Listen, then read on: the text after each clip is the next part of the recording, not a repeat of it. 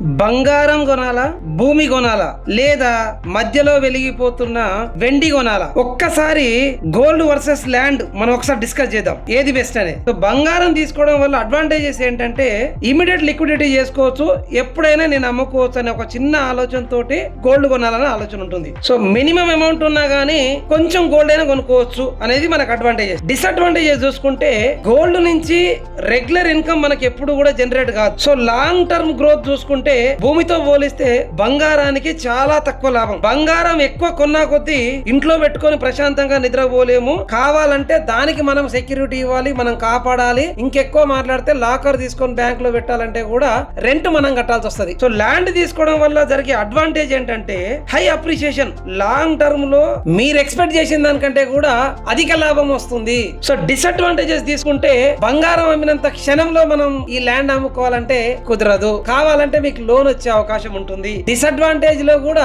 Advantage ఏంటంటే మనం land కొంటాము అని చెప్తే మనకు ఏ బ్యాంక్ అయినా లోన్ ఇస్తుంది, కానీ బంగారం కొంటాము అంటే ఏ బ్యాంకు లోన్ ఇవ్వదు. మీ దగ్గర ఉన్న బంగారం తీసుకెళ్లి బ్యాంక్ ఇస్తే అప్పుడు మాత్రమే మీకు లోన్ వస్తుంది. బాస్ ఫైనల్ గా ఎవ్వరు ఒప్పుకొని నిజం ఒకటి చెప్పనా, బంగారం అమ్ముకొని భూమి కొన్నోళ్ళు ఉన్నారు, కానీ భూమి అమ్ముకొని బంగారం కొన్నోళ్ళు చరిత్రలో ఇప్పటి వరకు లేరు, కొనరు కూడా. ఆ ఛాన్సే లేదు. So gold is an asset but land is the legacy. If you want to create a legacy for next generation, do invest in real estate. Good luck.